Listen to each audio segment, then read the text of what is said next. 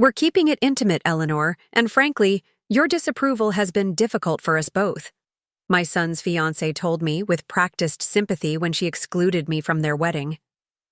What she couldn't have anticipated was that 3 months of my quiet investigation would lead me to discover she was still legally married, and that her husband would agree to be my +1 to the ceremony she claimed I wasn't welcome to attend. Before we jump back in, tell us where you're tuning in from, and if this story resonates with you, make sure you're subscribed, because tomorrow I've saved something extra special for you. My name is Eleanor Montgomery. At 73, I've learned that life's most important lessons often arrive disguised as our greatest disappointments. I grew up in Clearwater, a coastal town in Northern California where my father ran the local hardware store and my mother taught elementary school. Our family valued honesty above all else, a principle reinforced daily in our modest Victorian on Sycamore Street. Your reputation follows you forever in a small town, my father would say. Once trust is broken, it's nearly impossible to restore. My mother reinforced this philosophy in gentler ways, returning extra change when cashiers made mistakes, or ensuring we acknowledged our errors rather than deflecting blame. By the time I left for college at Berkeley, I had internalized the belief that honesty wasn't merely a virtue, but the foundation for meaningful relationships. My studies in business administration further cemented this perspective, especially as corporate scandals of that era revealed the devastating consequences of deception. After graduating in 1973, I returned to Northern California and secured a position with a regional bank. Banking suited my meticulous nature. The precision required in financial matters aligned perfectly with my belief in accountability and transparency. My colleagues appreciated my thoroughness, while clients valued my straightforward approach to explaining complex financial products. I met Richard during my second year at the bank. He had recently joined the legal department after completing his law degree at Stanford. Where I saw financial transactions as reflections of people's values, Richard viewed contracts as fascinating puzzles, intricate agreements where precise language could protect or expose the parties involved. The truth lives in the details. Eleanor, he would say while reviewing loan documents, most people never read the fine print, but that's where the real story reveals itself. This perspective, that truth required careful attention to uncover, complemented my more straightforward approach to honesty. Our courtship progressed with the careful consideration that characterized our professional lives. Coffee in the bank. Cafeteria evolved into discussions about ethical banking practices over dinner, which developed into weekend hikes where we debated the proper balance between letter and spirit of the law. We married in 1975 in a modest ceremony followed by a reception at my parents' home in Clearwater. We purchased our first home in Oakland's Rockridge neighborhood, a craftsman bungalow with built-in bookshelves that soon filled with legal references and financial journals. Our evenings were spent in companionable discussion, Richard analyzing recent court decisions while I reviewed investment strategies for clients. Our son James was born after 4 years of marriage, our daughter Catherine following 2 years later. From their earliest days, we emphasized honesty in our parenting approach. Rather than creating elaborate Santa Claus narratives, we focused on the spirit of generosity the figure represented. When they asked difficult questions, we provided age-appropriate but truthful answers. When they made mistakes, we encouraged them to acknowledge their errors rather than offering excuses. As James and Catherine grew, their personalities emerged in ways that sometimes challenged our straightforward approach. James developed his father's analytical mind, but paired it with a creative imagination that occasionally led to embellished stories. Catherine inherited my strong moral compass, but sometimes wielded it with a rigidity that created conflict with peers. Not everyone prioritizes honesty the way we do, Richard would explain during family discussions. Our values are important, but we must remember that others may have been raised differently. These conversations helped balance our children's understanding, maintaining our family's core principles while developing tolerance for different perspectives. Despite our best efforts, James struggled more with our family's emphasis on absolute honesty.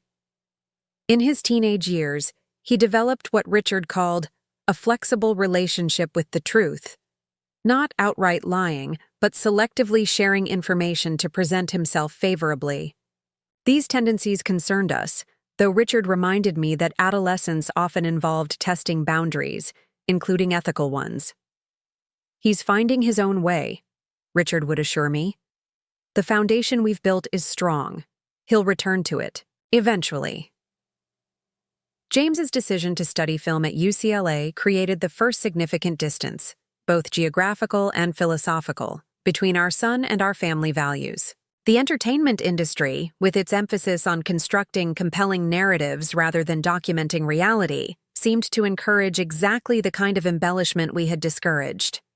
Nevertheless, we supported his choice while continuing to emphasize our core principles during holidays and visits. "Art can reveal deeper truths," Richard suggested when I worried about the industry's influence.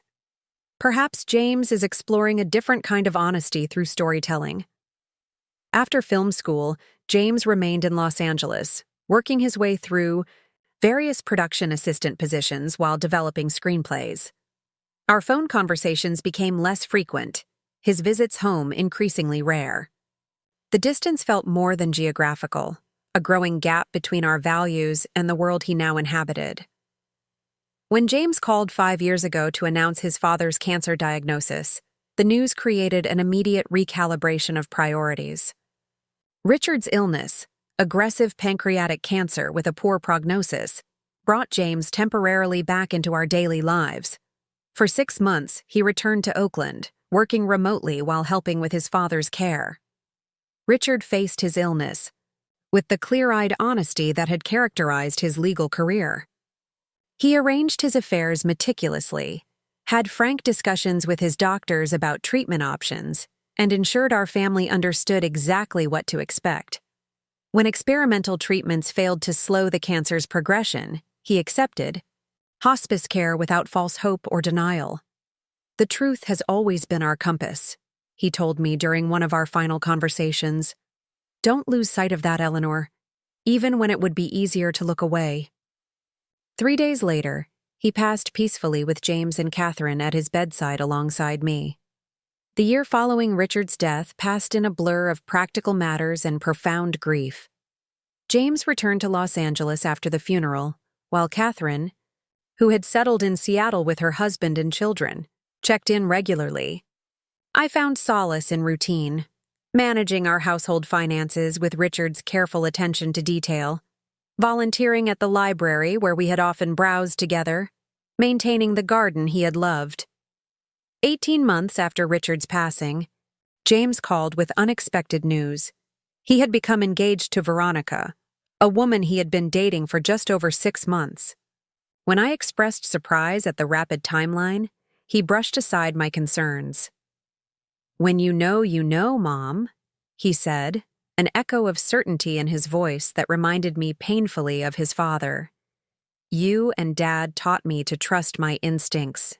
This feels right." I offered congratulations while suggesting they consider a longer engagement. James promised to think about it, but changed the subject quickly to Veronica's background. She worked in investment consulting for entertainment clients, had grown up all over the country due to her father's corporate transfers, and had been briefly married in her 20s. Something in his description, the vague generalities, the glossed-over details, triggered a familiar concern about James's relationship with factual precision. Still, grief had taught me to hold my worries more lightly. "I look forward to meeting her," I said sincerely. "Perhaps you could bring her to Oakland for a weekend visit." James hesitated. "Veronica's schedule is pretty intense right now. Maybe we could meet halfway, spend a day in Santa Barbara next month?" 4 weeks later, I drove south to meet the woman my son intended to marry. The restaurant James selected, an upscale seafood establishment overlooking the harbor, provided a picturesque backdrop for our introduction. When they arrived 15 minutes late, I had already been seated at a corner table with an ocean view. Veronica made an immediately striking impression. Early 40s, expertly highlighted blonde hair, designer clothing that suggested significant, disposable income. Her smile revealed perfectly maintained teeth, her handshake was firm but fleeting, and her eyes assessed me with quick efficiency before warming into practiced charm. "Eleanor, I've heard so much about you," she said, sliding gracefully into her chair. "James speaks so fondly of his brilliant banker mother." The compliment contained an inaccuracy that James didn't correct. I had been retired from banking for nearly a decade, focusing instead on community financial literacy programs. The small misrepresentation registered as a familiar pattern in James's communication style.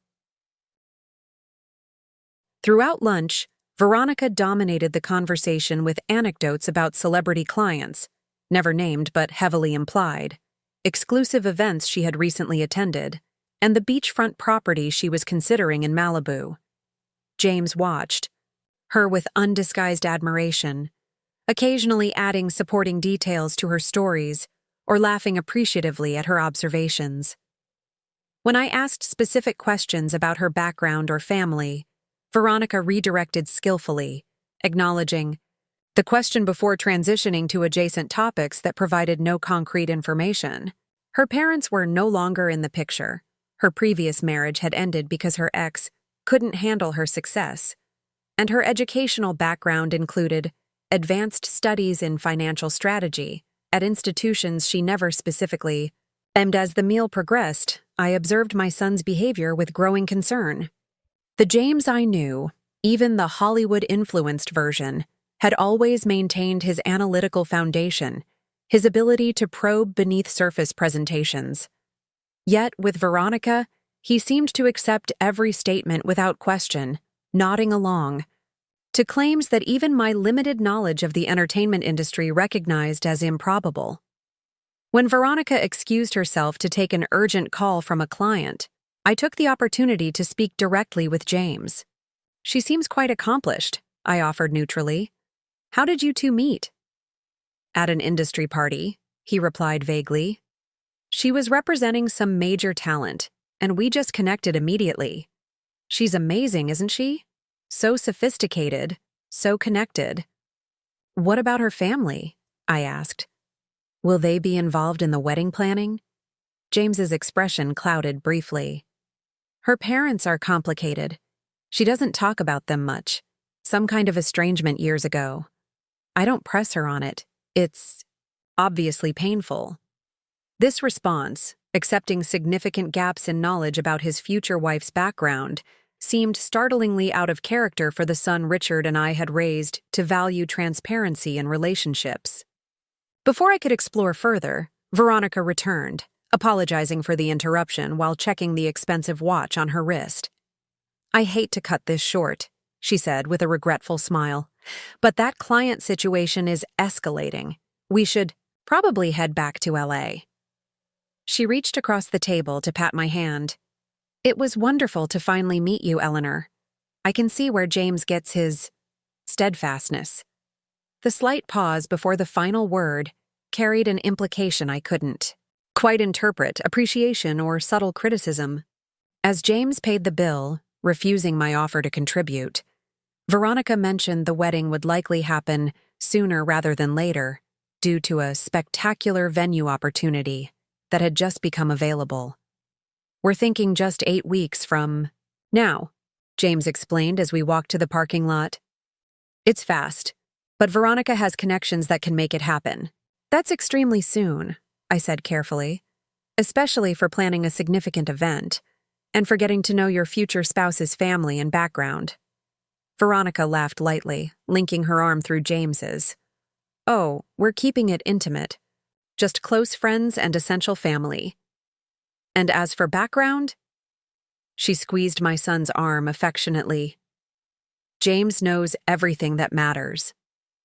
As we prepared to part ways, I hugged James tightly, whispering, "Your father always said the truth lives in the details. Remember that before making permanent commitments." He pulled back, A flash of the analytical young man I remembered crossing his face before being replaced by something more guarded. Dad also said people deserve privacy about their pasts. I respect Veronica's boundaries. This selective application of Richard's philosophy, emphasizing personal privacy while disregarding his equal emphasis on transparency in significant relationships, concerned me deeply. As I drove back to Oakland that evening, my banker's training and my mother's intuition aligned in sending persistent warning signals about Veronica's carefully constructed presentation. 2 days later, I received a text message from James with a date, time, and website link. Their wedding had been scheduled for exactly 7 weeks later at an exclusive Malibu estate. Save the date! The message concluded cheerfully, as though we had discussed the timeline and I had expressed support for this accelerated schedule. I called immediately, hoping to discuss my concerns more thoroughly, but the call went to voicemail. When James returned my call the following day, Veronica's voice was audible in the background, seemingly coaching his responses to my questions about their hasty timeline. "We just want to start our life together," he explained, repeated phrases suggesting rehearsal rather than authentic communication. "The venue is perfect, and Veronica's industry connections won't hold the date indefinitely." When I expressed concern about making such a significant commitment without more thorough knowledge of his fiancée's background, James became defensive. "You don't trust my judgment," he accused. "Veronica warned me you might have trouble accepting she's successful and independent, not fitting your small-town banking perspective on what a relationship should look like." The mischaracterization of my concerns stung sharply. "James, this isn't about success or independence. It's about entering marriage with clear understanding of who you're committing to. Your father would have—" "Don't," he interrupted harshly. "Don't use Dad to manipulate me. He would have wanted me to be happy." "He would have wanted you to be informed," I countered, struggling to keep frustration from my voice. "To make decisions, based on complete information rather than carefully curated presentations." The call ended shortly afterward, tension unresolved between us. 3 days passed without communication, the longest we had gone without speaking since Richard's funeral. When James finally texted again, his message was brief and devastating. "After discussing with Veronica, we've decided to keep our wedding extremely intimate, immediate family only, which for me means Catherine and her husband. I'm sorry, but your obvious disapproval of Veronica makes your presence uncomfortable for her on our special day. I hope you'll respect our decision." The exclusion, delivered via text message rather than direct conversation, represented a painful departure from the family values Richard and I had worked so diligently to instill. More concerning than the personal hurt was what this communication revealed about James's relationship with Veronica, her apparent ability to isolate him from family connections that might question her narrative. After a sleepless night considering my options, I called Catherine in Seattle to discuss the situation. My daughter's response validated my concerns while offering a perspective I hadn't considered. "This doesn't sound like James," she said, after hearing about my lunch with Veronica and subsequent exclusion from the wedding. "He's always been selective, with information, but he's never been cruel or dismissive like this. It sounds like she's isolating him, which is a classic sign of manipulation." Catherine paused before continuing carefully. "Mom, have you considered the possibility that Veronica might be hiding something significant? Something that wouldn't hold up to the kind of ethical scrutiny our family has always applied?" The question crystallized my vague concerns into more concrete suspicion. If Veronica was deliberately accelerating the wedding timeline while isolating James from family who might question her background, what specific information might she be concealing? "I'm still invited to the wedding," Catherine added. "James probably assumes I'm too busy with the kids to investigate anything beforehand. Would you like me to do some digging while I'm in LA for the ceremony?" The proposal tempted me briefly, before I recognized its fundamental flaw. "No," I decided firmly. "If there's something concerning in Veronica's background, We need to know before the wedding, not after. And your presence at the ceremony is important. If James is being manipulated, he'll need family connections intact. After our call ended, I sat at my kitchen table considering options. Richard would have approached this methodically, gathering information before drawing conclusions or taking action. His voice seemed to echo in my memory. The truth lives in the details, Eleanor. Most people never read the fine print, but that's where the real story reveals itself. With renewed purpose, I opened my laptop and began the process that would ultimately lead me to the most difficult decision I had made since Richard's death. A choice between remaining quietly excluded from my son's wedding or taking dramatic action to prevent what I increasingly suspected was a serious deception with legal as well as emotional consequences. The investigation that followed would uncover information Veronica had carefully concealed, forcing me to choose between respecting my son's wishes and protecting him from what appeared to be calculated fraud. It would also lead to an unexpected alliance that would culminate in my arrival at a Malibu estate on my son's wedding day. Not as an invited guest, but as the bearer of truth that could not remain hidden, accompanied by the last person Veronica expected to see at her carefully orchestrated ceremony. The morning after my conversation with Catherine, I sat at my kitchen table with a fresh cup of coffee and Richard's old leather-bound notebook. Throughout his legal career, he had maintained meticulous records of research methodologies, approaches, to uncovering information that might not be readily accessible but was nevertheless part of the public record. Information isn't truly hidden, he would explain to young associates at his firm. It's just filed in places most people don't think to look. Before his illness, Richard had occasionally assisted friends with background checks on potential business partners or helped neighbors verify contractors' credentials. His notebook contained carefully organized sections on accessing public records, cross-referencing information sources, and identifying discrepancies in personal histories. Though I had never conducted such research myself, I had observed his methodical approach over decades of marriage. As I flipped through the worn pages of Richard's precise handwriting, a wave of both grief and gratitude washed over me. Even in his absence, his wisdom continued to guide me. The notebook represented not just practical advice, but a philosophy. Truth could be discovered through careful attention to detail and systematic investigation. Start with what you know for certain, Richard had often advised. Then work outward in concentric circles, verifying each piece of information before proceeding to the next. What did I know about Veronica with absolute certainty? Very little. I realized. Even her full name remained uncertain. James had introduced her simply as Veronica during our lunch in Santa Barbara, and her previous married surname had never been mentioned. The few concrete details I possessed included her approximate age, early 40s, her claimed profession, investment consulting for entertainment clients, and her stated background, moved frequently during childhood, previously married in her 20s. This limited foundation would make research challenging but not impossible. Richard's notebook contained a section titled Starting Points with Minimal Information, which outlined several practical approaches.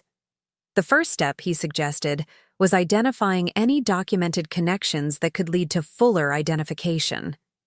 The wedding website James had texted provided one such starting point. While the main page featured only their first names, James and Veronica, along with the wedding date and venue details, I discovered additional information by examining the site's registry page. There, the couple had created a wish list that included their shipping address, a condominium in West Hollywood registered to Veronica D. Marlowe. This name, her first opportunity to present herself formally to wedding guests, might be her current legal name, her birth name, or perhaps a name adopted for professional purposes. Regardless, it provided a concrete starting point for investigation. Armed with this initial information, I began methodical research using the public resources Richard had outlined in his notebook.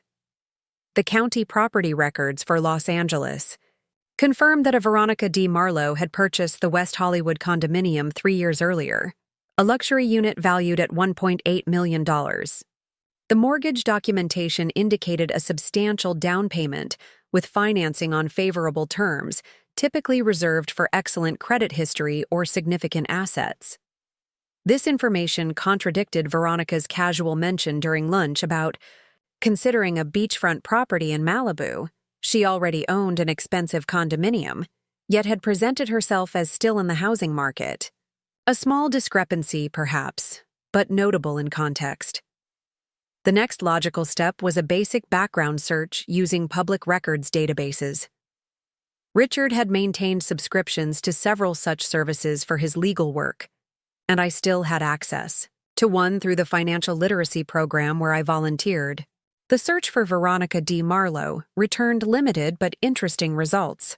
Her current name appeared in public records dating back only 5 years. Prior to that, the database suggested a possible previous name, Veronica D. Harmon. This pattern, a relatively recent name change, wasn't unusual for women following divorce. However, the timing raised questions about Veronica's casual reference to being briefly married in her 20s. If she had changed her name just 5 years ago, either the marriage had lasted well into her 30s, or the timeline she had presented to James, and by extension to me, was inaccurate.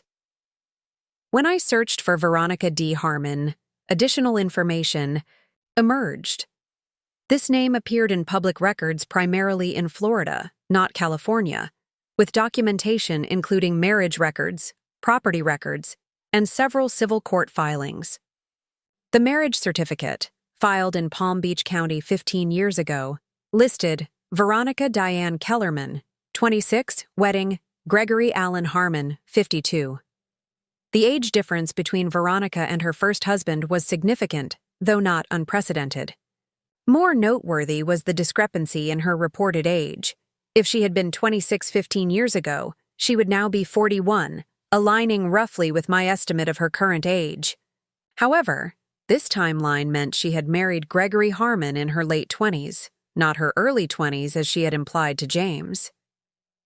The property records associated with the Harmon name included a waterfront mansion in Palm Beach purchased shortly after their marriage and sold 8 years later, approximately 7 years ago. The sale coincided with civil court filings, including a petition for divorce initiated by Gregory Harmon. As I dove deeper into the court records accessible online, a troubling pattern emerged. The divorce proceedings had been contentious, with multiple hearings, motions, and counter-motions spanning nearly 3 years. Harmon had filed on grounds of fraudulent misrepresentation and alleged that Veronica had concealed significant information about her background and financial situation prior to their marriage. Most concerning of all, the case appeared to have been abandoned rather than resolved. The last filing showed a continuance requested by Harmon's attorney nearly 4 years ago, with no subsequent documents indicating the divorce had been finalized. If the public records were accurate and complete, Veronica might still be legally married to Gregory Harmon while planning a wedding with my son. This possibility demanded further verification before I could consider taking any action. False assumptions, based on incomplete information, could damage my relationship with James irreparably. Richard's methodical approach emphasized confirming critical information through multiple sources whenever possible. The Florida court system offered online access to case summaries but required in-person requests for complete files. This presented a significant obstacle given the time constraints. James's wedding was scheduled just 6 weeks from now. I needed additional sources that could be accessed remotely. Richard's notebook included a section on social media research, a tool he had initially resisted but eventually embraced as valuable for background investigations.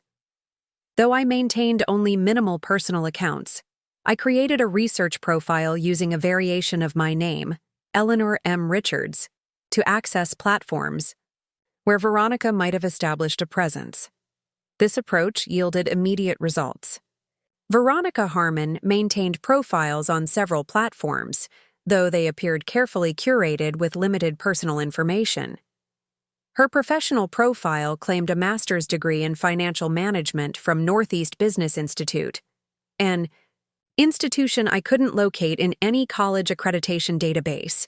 Her employment history listed Exclusive Client Financial Services as her current company, with previous positions at firms with similarly vague names. More revealing were the personal photographs she had shared over the years. Tagged vacation photos from 8 years ago showed Veronica with an older man identified as Greg at various luxury destinations. These images abruptly disappeared 7 years ago, replaced by solo photos at high-end events and exclusive restaurants, the timeline aligning with the initiation of divorce proceedings. The most valuable discovery came through a mutual connection I hadn't anticipated. While browsing Veronica's limited list of connections, I noticed a familiar name, Martin Sanderson, a former client from my banking days who had relocated to Los Angeles to expand his wealth management practice. Martin specialized in entertainment, industry clients, and might reasonably have encountered Veronica professionally if her claimed occupation was legitimate. I hesitated before contacting him directly. Professional ethics had always prevented Richard from discussing client matters, and similar discretion had characterized my banking career. However, this situation involved potential fraud targeting my son rather than mere curiosity.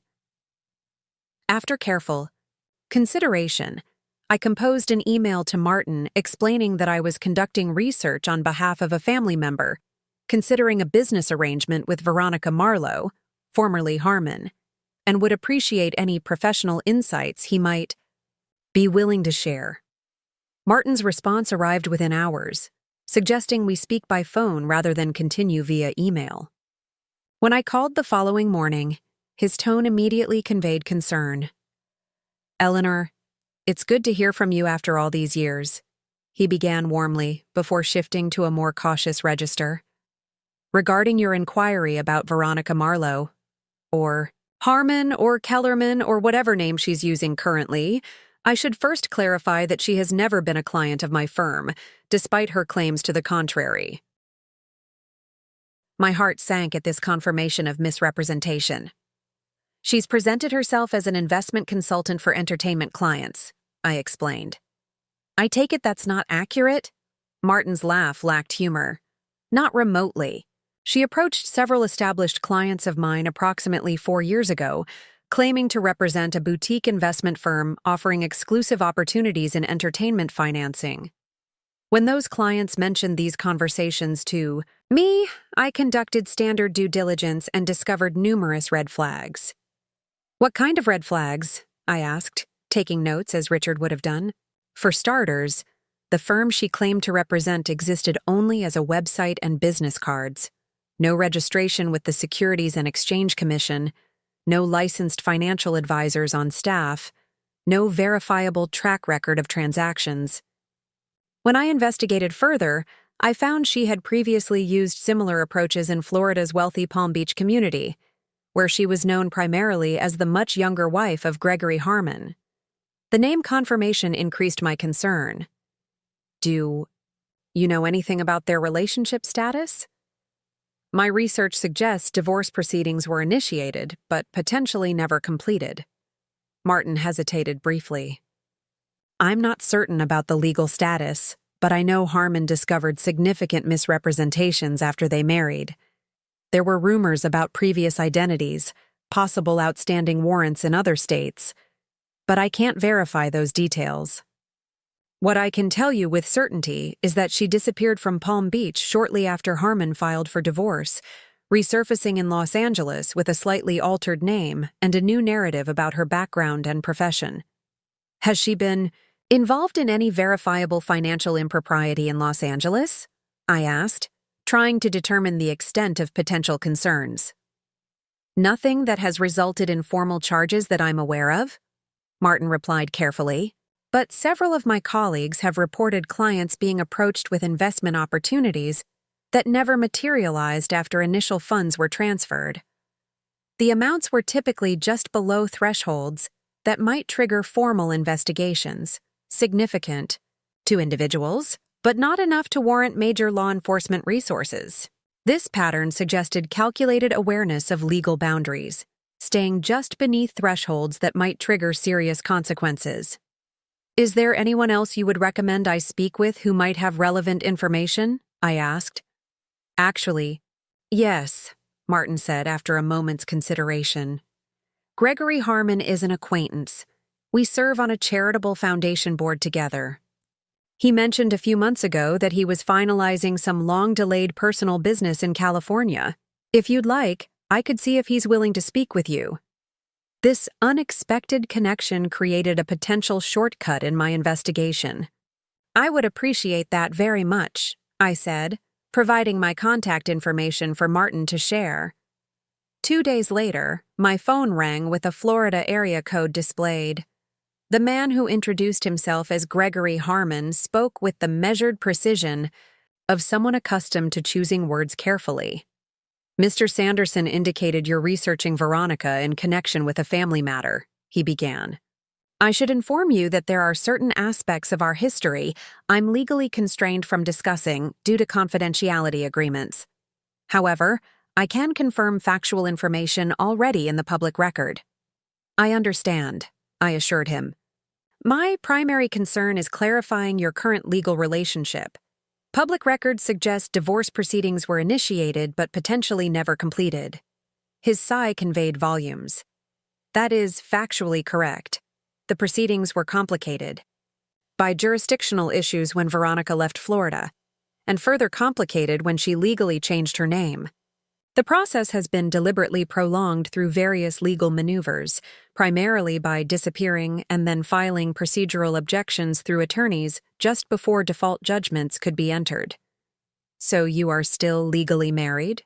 I asked directly. "Yes," he confirmed.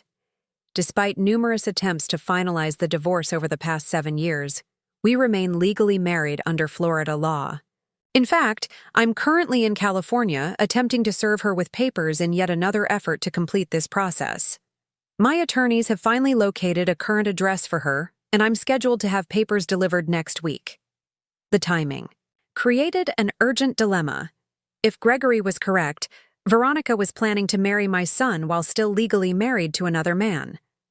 This wasn't just misrepresentation, but potential bigamy, a criminal offense in California. "Mr. Harmon," I said. "Carefully, may I ask what prompted your divorce filing initially? I understand if confidentiality prevents detailed explanation." He paused before responding. "What I can say is that I discovered Veronica had misrepresented fundamental aspects of her background before our marriage. There were significant financial improprieties that came to light approximately 7 years into our relationship. When confronted, she disappeared overnight, taking valuable items from our home. The subsequent legal proceedings revealed previous instances of similar behavior under different names in other states. Though carefully worded to avoid potentially actionable claims, his statement confirmed my growing concerns about Veronica's pattern of behavior. "If I may ask, have you been able to identify any of these previous names or locations?" "My attorneys compiled considerable documentation," he replied.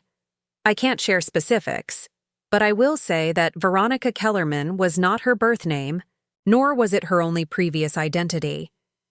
The investigation suggested a pattern spanning at least 3 states before Florida." This conversation removed any lingering doubts about the necessity of action. If Veronica had systematically misrepresented herself to multiple partners, was currently engaged in potential bigamy, and had a history of financial impropriety, James needed this information before making a legally binding commitment. "Mr. Harmon," I said, making a decision that would irrevocably alter multiple lives, "I believe we need to have a more detailed conversation. The family matter I mentioned involves my son, who is currently engaged to Veronica and planning to marry her in less than 6 weeks. The silence that followed conveyed genuine shock.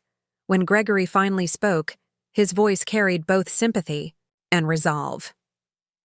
"Ms. Montgomery, I believe we should meet in person as soon as possible.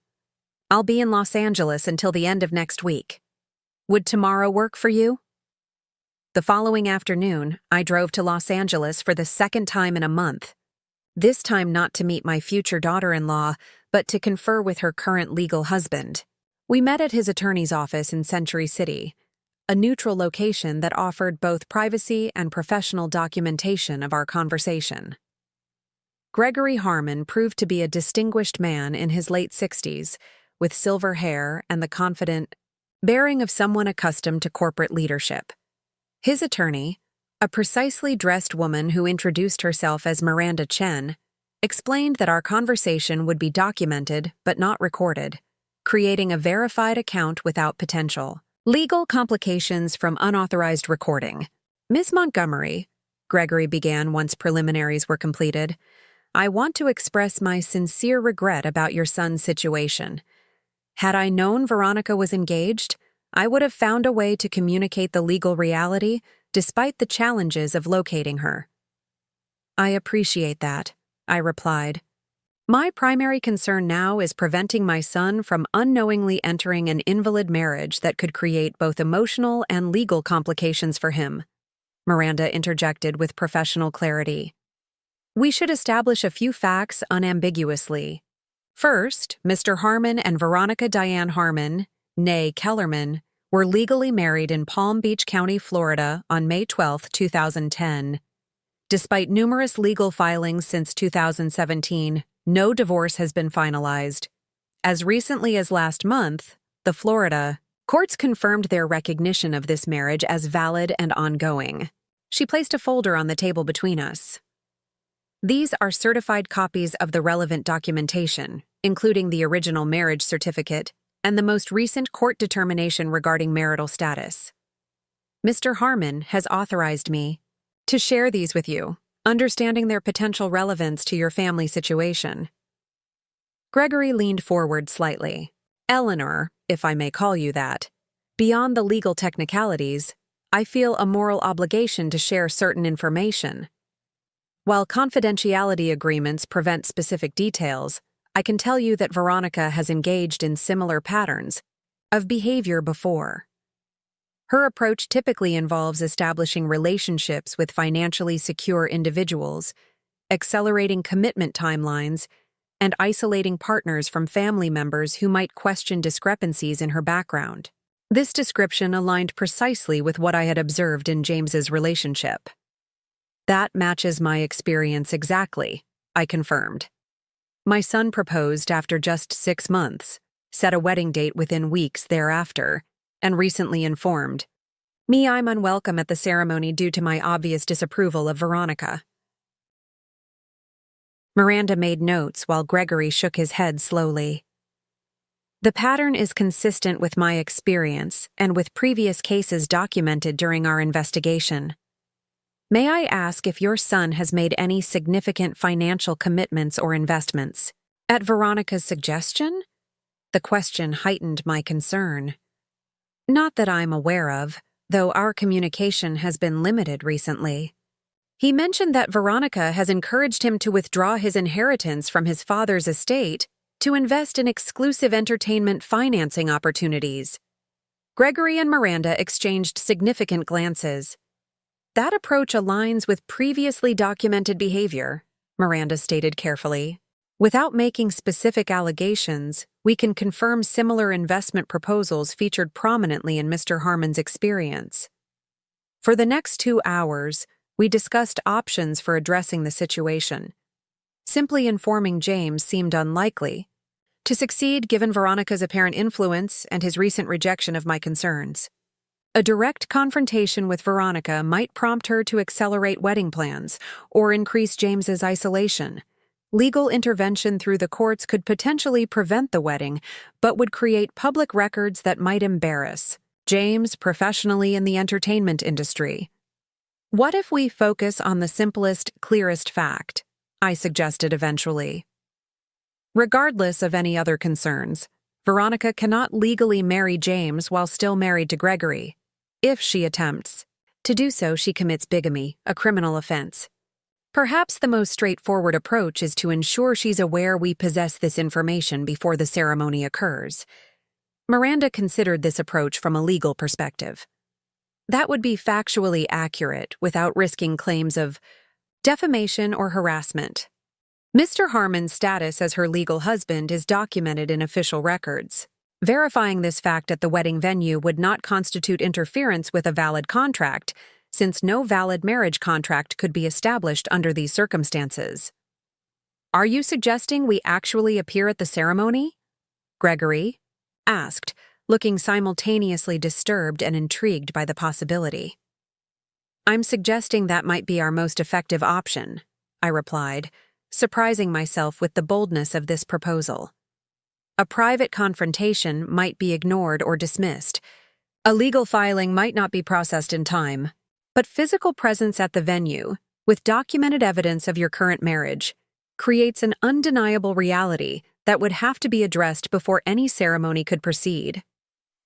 The strategy took shape over another hour of discussion.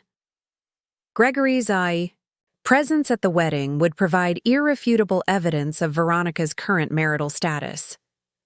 My presence, though explicitly unwelcome according to James's text, would ensure my son heard the truth directly rather than through Veronica's likely distorted interpretation afterward.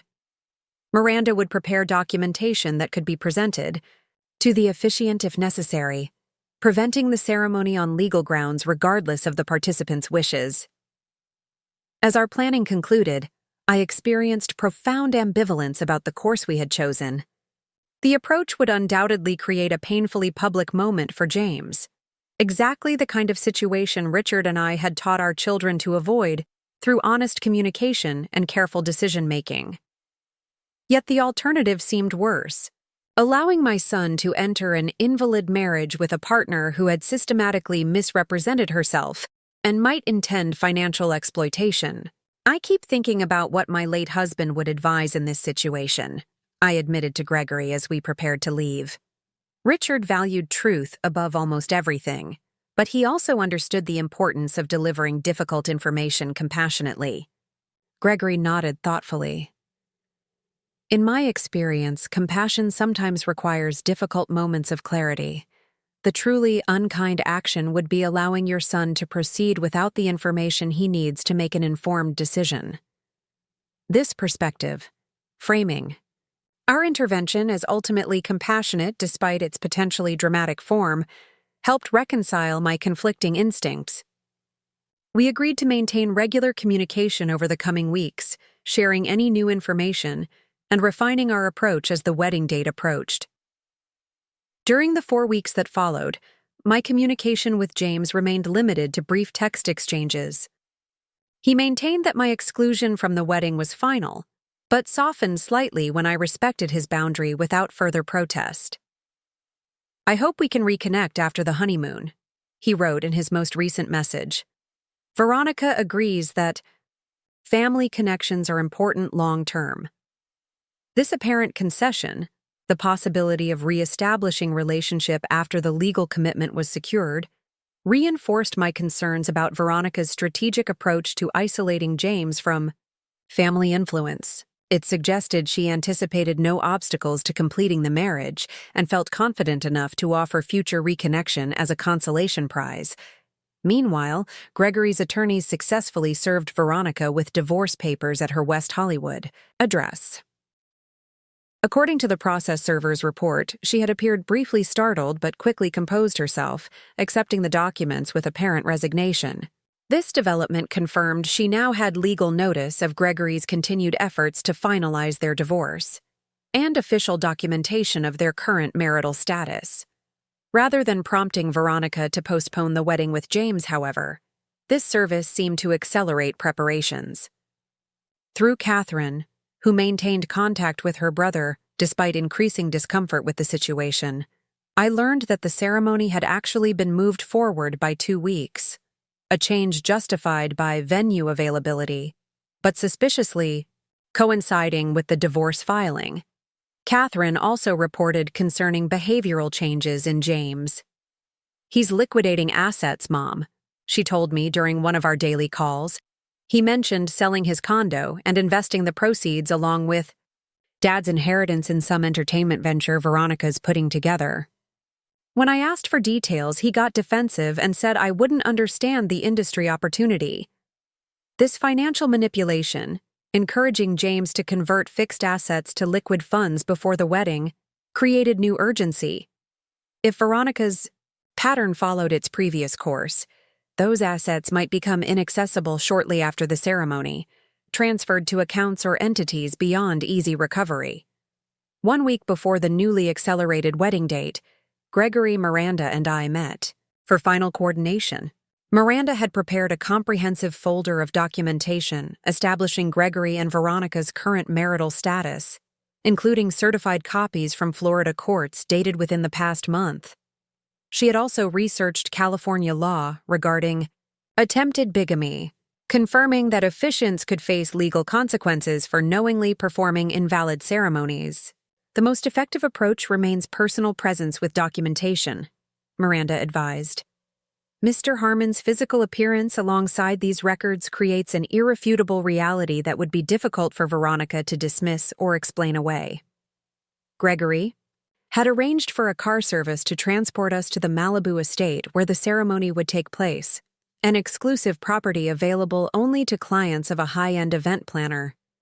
Through Catherine, I had obtained the precise ceremony time and location details, though she remained unaware of our specific intentions, believing I was simply hoping to observe from a distance. "Are we certain this is the only viable option?" I asked, still troubled by the public nature of our planned intervention. "Could we perhaps approach James privately the day before?"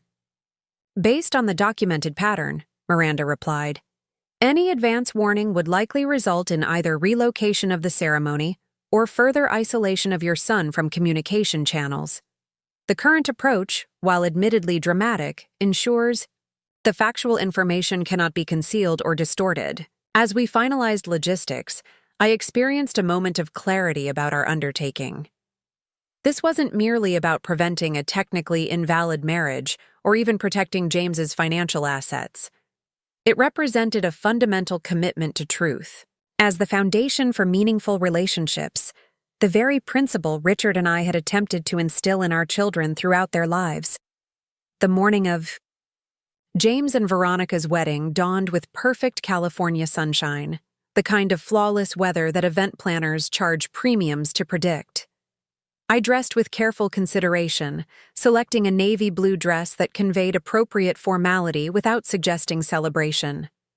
The pearl necklace Richard had given me on our 25th anniversary provided both emotional support and subtle connection to the values that had guided our family.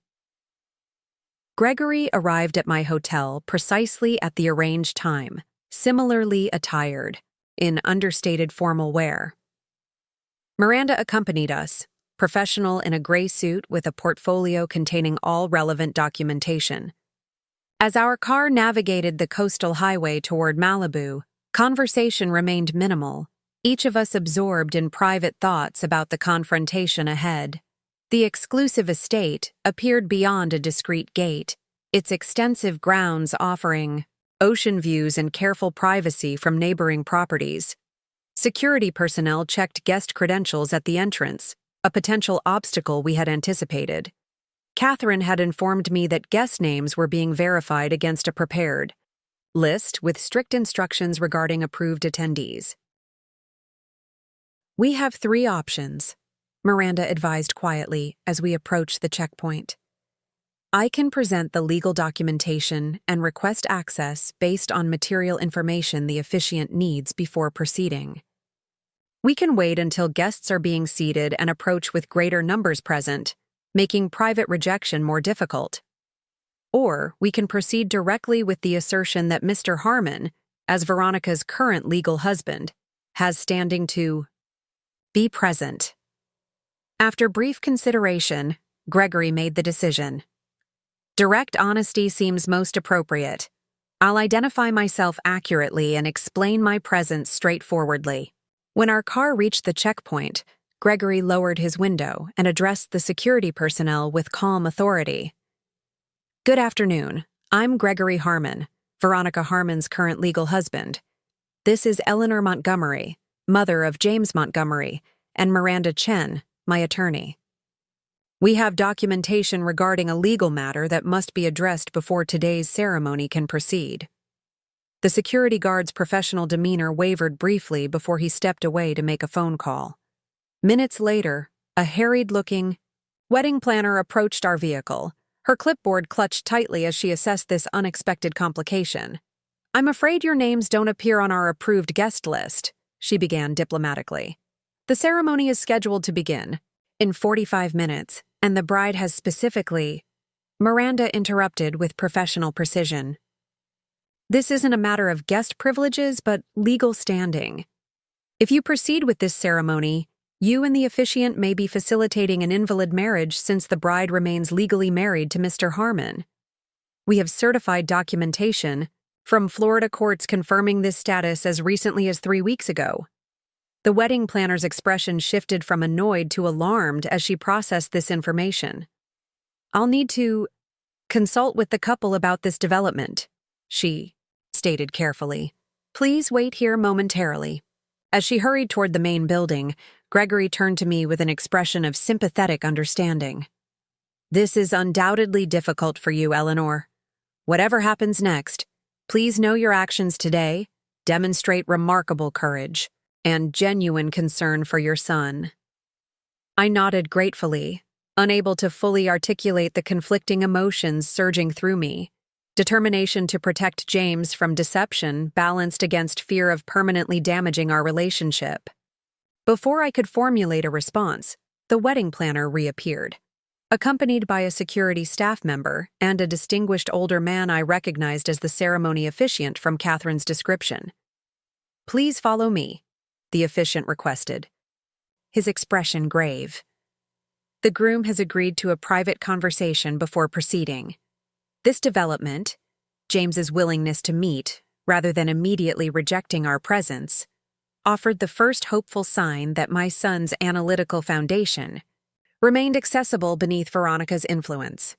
As we were escorted toward a garden cottage separate from the main venue, I steeled myself for the confrontation that would either save my son from a significant deception or potentially sever our relationship permanently. What awaited us inside? That cottage would transform multiple lives irrevocably, confronting Veronica with evidence she couldn't dismiss, presenting James with truth he couldn't ignore, and forcing all of us to navigate the aftermath of secrets revealed at the most dramatic possible moment. The garden cottage stood slightly removed from the main wedding venue, its charming exterior belying the tension awaiting us inside. As we followed the officiant along a stone path bordered by lavender, I silently rehearsed what I might say to James, how I could present the documented facts about Veronica without appearing vindictive or controlling. Gregory walked beside me, his composed demeanor masking what must have been his own complex emotions about confronting the woman who had systematically evaded finalizing their divorce for 7 years. Miranda followed a few steps behind, the portfolio of legal documentation secure in her hands. "Just through here," the officiant indicated, opening the cottage door. His expression remained carefully neutral, though the slight furrow between his brows suggested concern about the situation he'd unexpectedly found himself mediating. The cottage's interior was arranged as a preparation space for the wedding party, with several comfortable chairs, a full-length mirror, and a small table, bearing refreshments. James stood near the window, still adjusting his cufflinks, the finishing touch on a tailored gray suit that reminded me painfully of Richard. His physical resemblance to his father in that moment heightened my determination to protect him from the deception unfolding around him.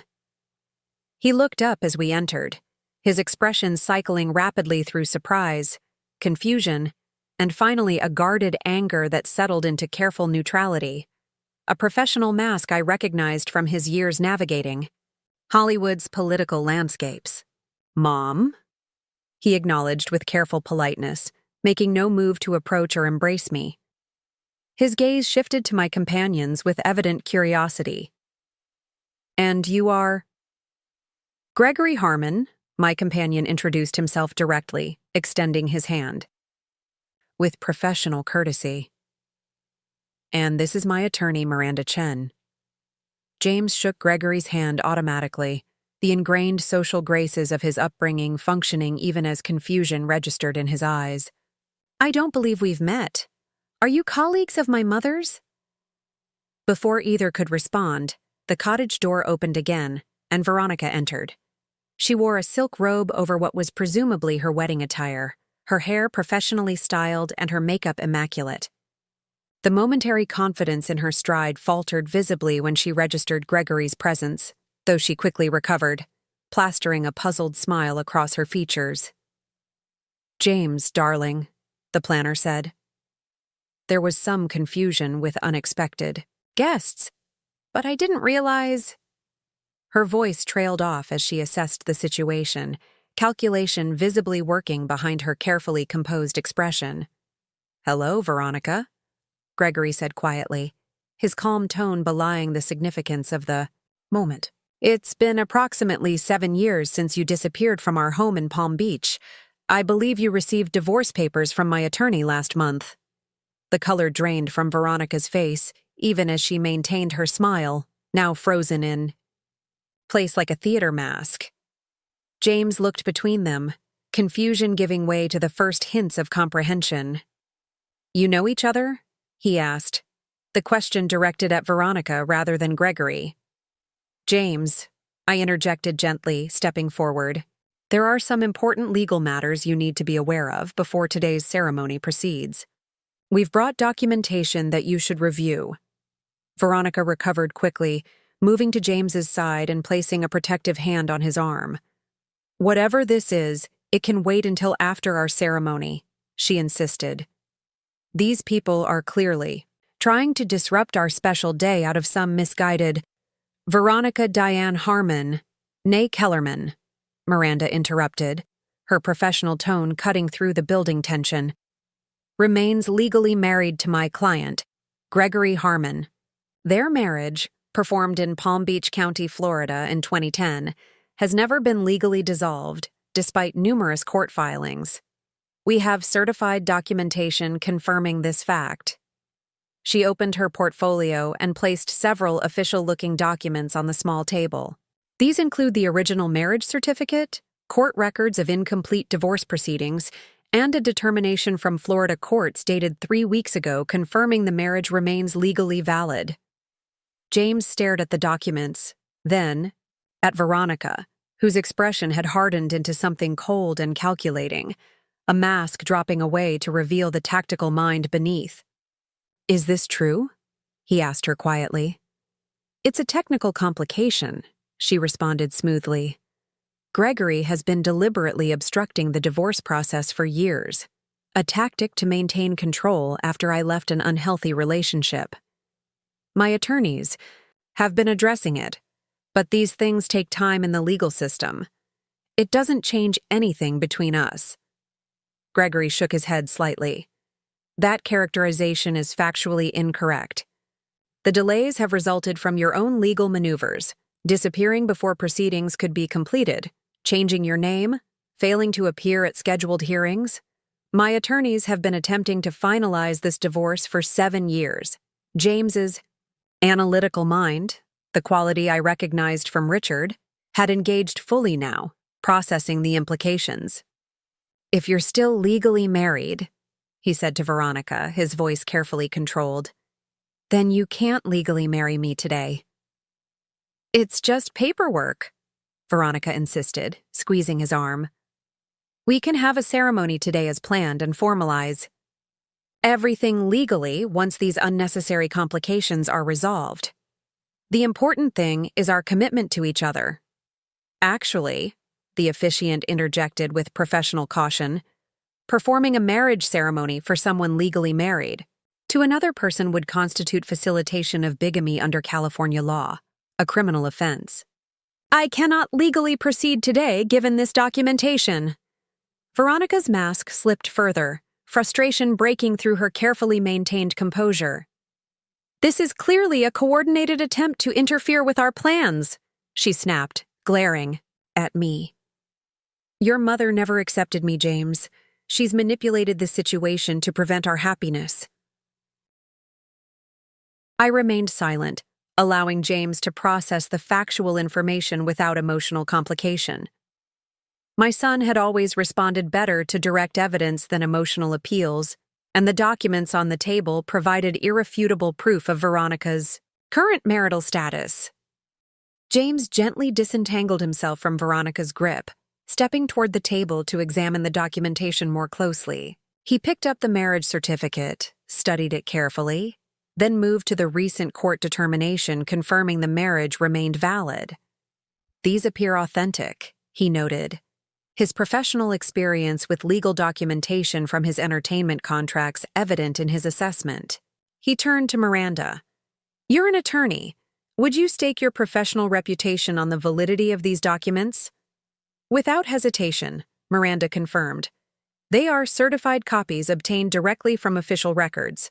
The marriage between Gregory Harmon and Veronica Diane Harmon, formerly Kellerman, remains legally valid under Florida law, which is recognized reciprocally by California."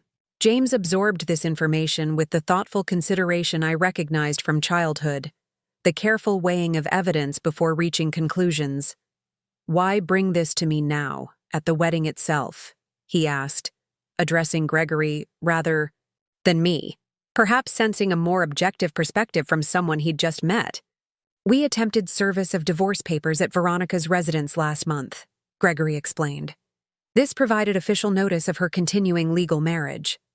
Rather than postponing your wedding plans until her divorce could be properly finalized, she appears to have accelerated the timeline, moving your ceremony forward by 2 weeks, according to what your mother has learned from your sister." James glanced at me, then back to Veronica, whose expression had grown increasingly calculating. "Is that true?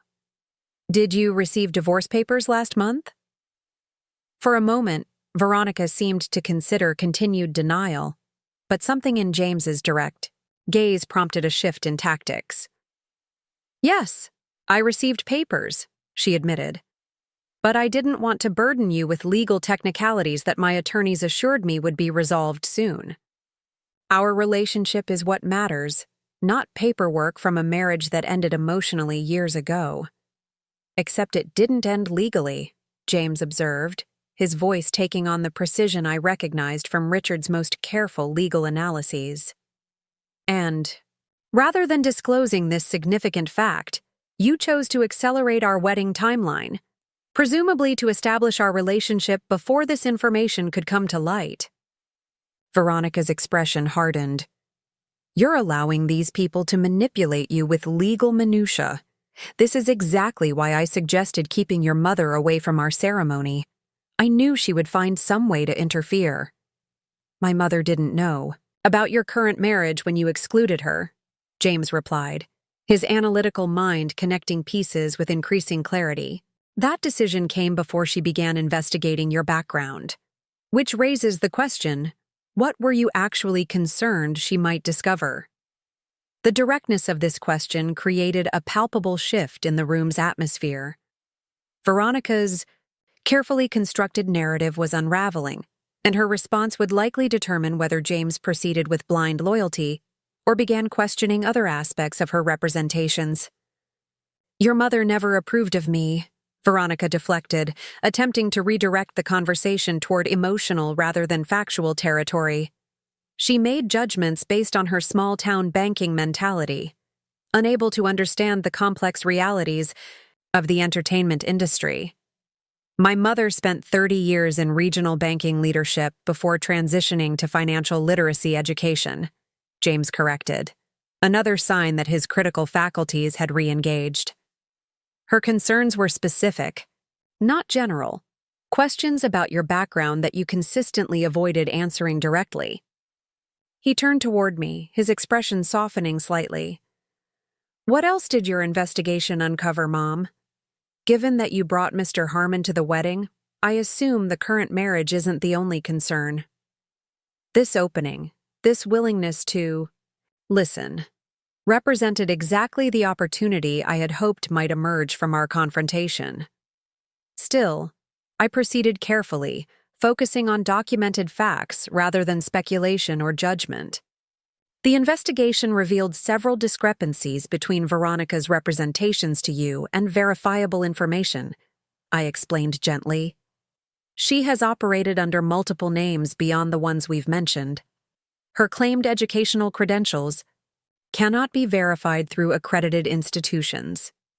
The investment consulting firm she purports to represent exists primarily as a website without regulatory registration or verifiable transactions. James absorbed this information with growing stillness, the quiet intensity he had inherited from Richard when processing difficult truths. And the financial opportunities she's been encouraging me to invest in? The entertainment ventures requiring liquid capital? Gregory stepped forward slightly. Without making specific allegations regarding your situation, I can confirm that similar investment opportunities featured prominently in my experience. Funds transferred for these purposes became increasingly difficult to trace or recover. Veronica's composure fractured further. This is absurd. You're painting legitimate business proposals as some kind of scheme. James understands the entertainment. Industry requires capital movement and quick decision-making, unlike you banking types with your tedious caution and paperwork. Actually, James replied quietly, my production experience has taught me that legitimate entertainment investments involve extensive documentation, clear ownership structures, and transparent fund management. The opportunities you've described have notably lacked these elements, which I've found increasingly concerning. He turned to face her directly, his expression revealing the analytical mind that had always been his strongest inheritance from Richard. Just last week, you encouraged me to liquidate my condo and combine those funds with my father's inheritance for immediate transfer to an account you would establish. When I requested standard documentation, you suggested I was demonstrating a lack of trust that might indicate deeper relationship issues.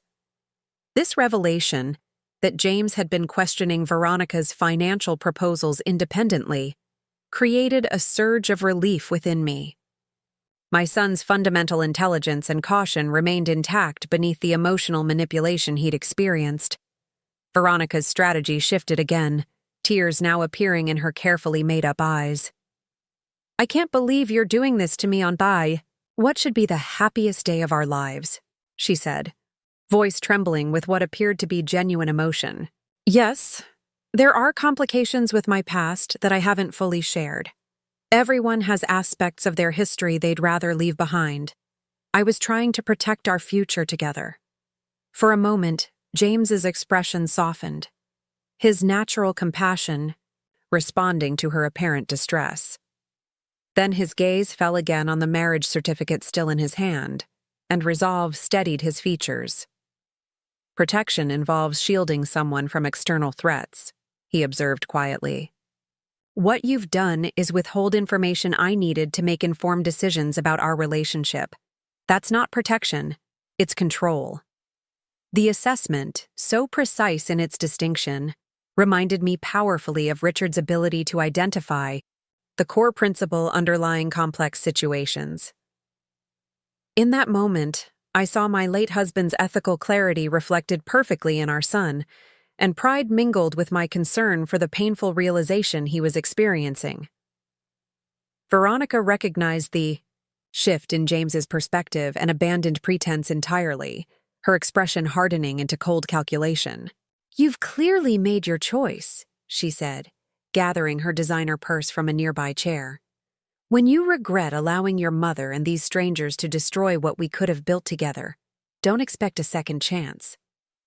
What we could have built together, James repeated thoughtfully, on a foundation of misrepresentation, with walls of manipulation, and a roof of potential financial fraud. That's not a structure designed to weather time or truth, Veronica, or whatever your actual name might be. The construction metaphor, elegant in its architectural precision, was purely James, blending his father's ethical framework with his own creative expression. It represented his reclamation of his authentic self from the influence that had temporarily clouded his judgment. Veronica departed without further comment, the cottage door closing firmly behind her. In the silence that followed, the officiant cleared his throat awkwardly. I should probably inform the guests that the ceremony won't be proceeding today. he said, excusing himself with evident relief at escaping the tension. James remained, standing by the table, still holding the marriage certificate that had irrefutably demonstrated Veronica's deception. His expression reflected the complex processing of someone reassessing months of experiences through a newly clarified lens. "I owe you an apology, Mom," he said finally, looking up to meet my gaze directly. "I dismissed your concerns as interference, rather than recognizing them as the legitimate questions they were. Dad would have been profoundly disappointed in my failure to verify basic facts before making significant commitments." "Your father would have understood the powerful influence of skillful manipulation," I corrected gently. "He recognized that emotional attachment can temporarily cloud even the sharpest analytical mind. What would have mattered to him is your willingness to recognize truth when presented with it, exactly as you've done today." James turned to Gregory, extending his hand with genuine gratitude. "Thank you for coming forward with this information. It can't have been easy to involve yourself in a stranger's situation, especially given your history with Veronica." Gregory accepted the handshake with dignified understanding. "When Ms. Chen informed me of the planned wedding, I felt ethically obligated to ensure you had accurate information about Veronica's legal status. My experience suggested you might be facing similar misrepresentations to those I encountered. If you don't mind my asking," James said carefully, "how long did it take you to recognize inconsistencies in her background?" Gregory considered the question thoughtfully. "The initial discrepancies appeared approximately 2 years into our relationship, though I dismissed them as misunderstandings or communication errors. Definitive evidence emerged after about 5 years, when financial irregularities became impossible to explain through legitimate means." James nodded, absorbing this perspective. "She accelerated our relationship timeline significantly. Proposal within 6 months, wedding planned within weeks thereafter. Looking back now, that urgency seems clearly designed to limit due diligence. That pattern aligns with documented behavior in previous relationships," Miranda observed professionally. "Accelerated commitment timelines minimize opportunity for background verification or reflection." As we continued discussing the situation, James gradually processed the full implications of what had nearly occurred. Beyond the legal complications of an invalid marriage ceremony lay the potentially devastating financial consequences Veronica had been positioning. The liquidation of his assets into transferable funds that might have disappeared along with her once secured. "I need to contact the guests," James said eventually, the practical considerations reasserting themselves. "Many have traveled specifically for today's ceremony. They deserve an explanation, however uncomfortable. Would you like me to help with that?" I offered, uncertain of my appropriate role in this delicate aftermath. James considered briefly before nodding. "Actually, yes. Your presence would demonstrate family solidarity rather than reinforcing the narrative Veronica will undoubtedly attempt to establish about external interference in our relationship. This inclusion, this request for partnership rather than distancing, represented significant healing in our temporarily fractured relationship." Together, we developed a straightforward explanation for guests.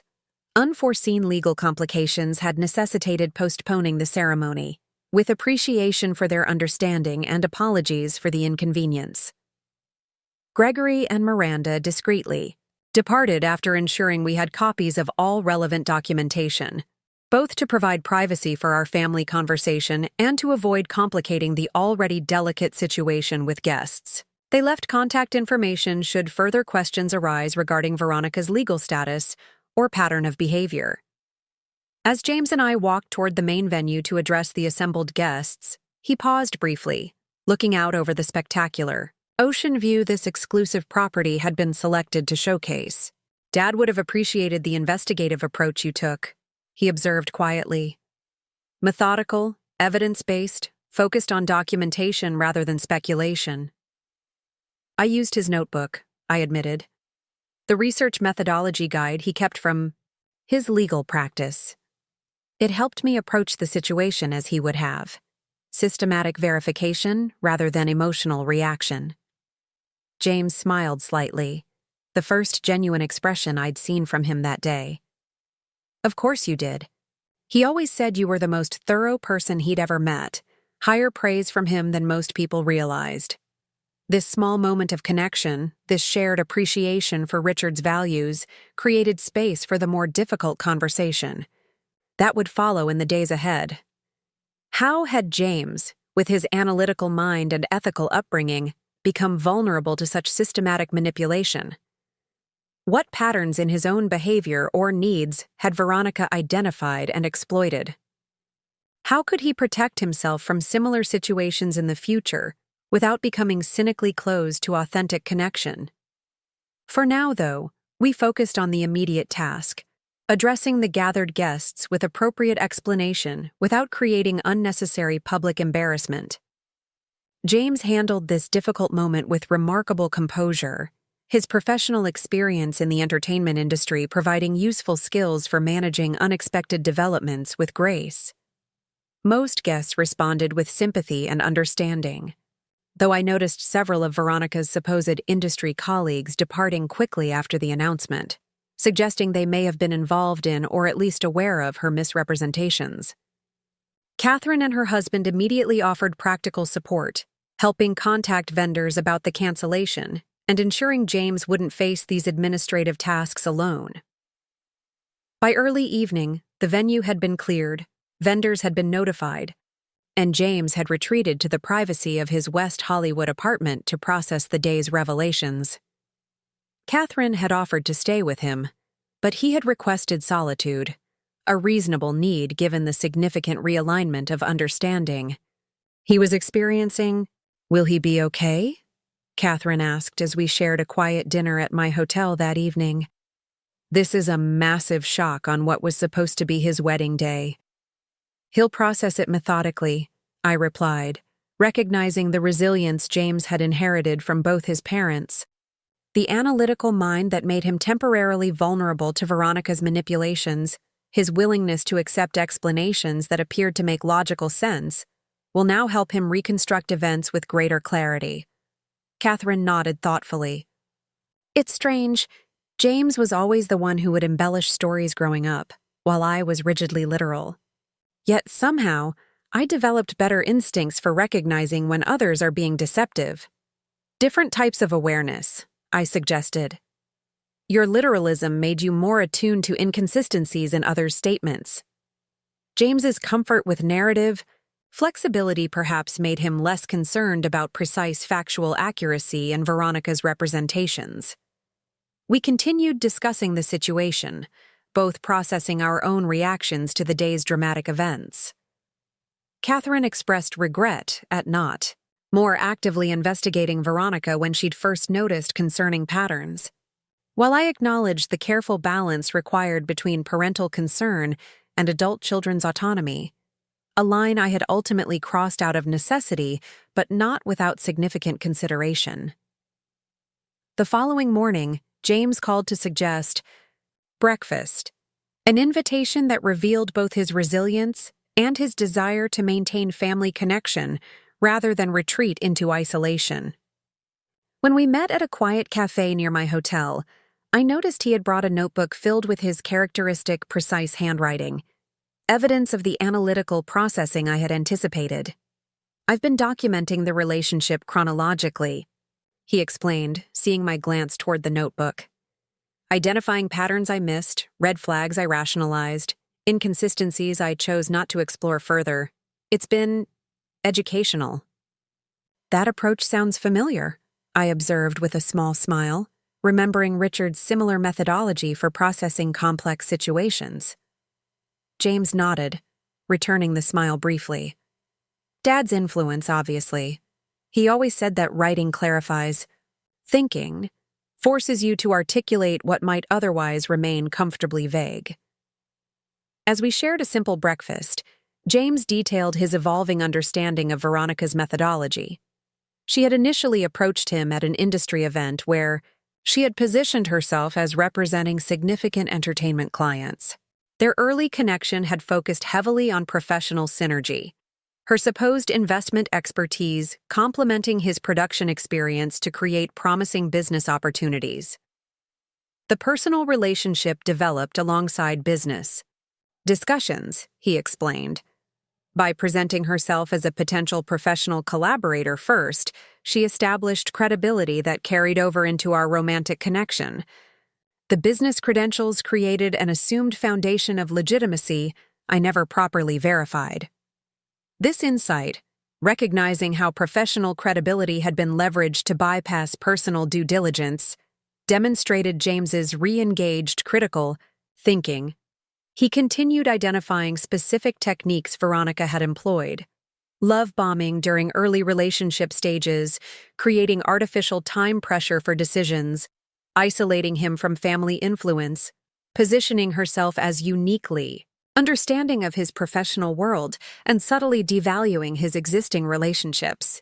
The most effective manipulation, he observed with painful clarity, was her gradual reframing of your legitimate questions as controlling interference.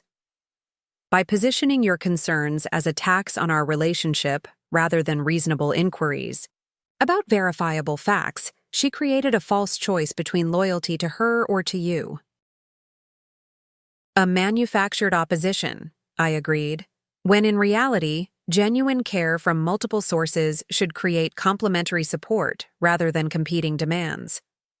As our conversation continued, I observed James moving through the analytical process toward emotional integration, acknowledging not just the factual manipulation he had experienced, but the feelings associated with this profound deception. Beneath his methodical exterior, he was processing significant feelings of foolishness, betrayal, and grief for what he had believed was genuine connection.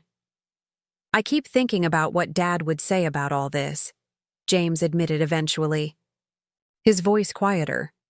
He valued truth so deeply, made such careful assessments of people and situations. I feel like I've failed to honor his example. Your father made his own misjudgments throughout his career, I reminded him gently. He valued truth precisely because he recognized how challenging accurate discernment can be, how easily even the most careful person can be misled by skillful presentation. I reached across the table to cover his hand with mine, a gesture of connection we had shared since his childhood. Richard would be proud of how you've responded to discovering the truth. Not everyone has the courage to acknowledge deception once it's revealed. Many defend their initial judgment rather than accepting painful reality. This perspective, focusing on his constructive response rather than the initial misjudgment, seemed to ease something in James's expression. Our conversation shifted toward practical considerations, securing his financial assets against potential access attempts, documenting the pattern of misrepresentation for potential legal action if warranted, and developing responses for industry, colleagues who would inevitably have questions about the canceled wedding. By the time we parted that afternoon, a new understanding had developed between us, a relationship based not just on family connection, but on mutual respect for our different, but complementary approaches to navigating life's complexities. James had gained new appreciation for my methodical verification instincts, while I had deepened my respect for his resilience and capacity for growth through difficult circumstances. Gregory's attorney mentioned potential civil action against Veronica given her pattern of behavior, James noted as we prepared to leave. I'm considering participating if it might prevent others from experiencing similar manipulation. This consideration, extending beyond personal recovery to potential protection of others, reflected the ethical foundation Richard and I had attempted to instill throughout his upbringing. That seems worth exploring, I agreed. Truth benefits from clear consequences for deliberate deception. In the months that followed, our family experienced significant healing and recalibration. James returned to Oakland regularly for weekend visits, reconnecting with the values and relationships that had shaped his foundation before Hollywood's influence. Catherine incorporated regular family dinner gatherings into her Seattle routine, recognizing the importance of maintaining these connections despite geographic distance. Veronica disappeared from Los Angeles shortly after the canceled wedding, reportedly relocating to Chicago under yet another variation of her name. Information Gregory's attorneys documented as part of ongoing efforts to finally resolve their long-delayed divorce. James chose not to pursue direct legal action against her, but provided detailed statements to support Gregory's case, potentially creating consequences that might limit her ability to manipulate others in similar ways. Most meaningfully for me, James gradually incorporated Richard's methodical approach to decision-making more consciously into his professional and personal life. While maintaining his creative spirit and narrative gifts, he balanced these qualities with careful verification of facts and transparent communication about uncertainties, an integration of his natural tendencies with his father's ethical precision. 1. Evening during his most recent visit to Oakland. As we enjoyed coffee on my back porch overlooking the garden Richard had designed years earlier, James reflected on the significant deviation our family's journey had taken from the expected path. It's strange to think that if you hadn't investigated Veronica, if you hadn't arrived at that wedding with her legal husband, my life would be radically different now, and not in positive ways, he observed thoughtfully.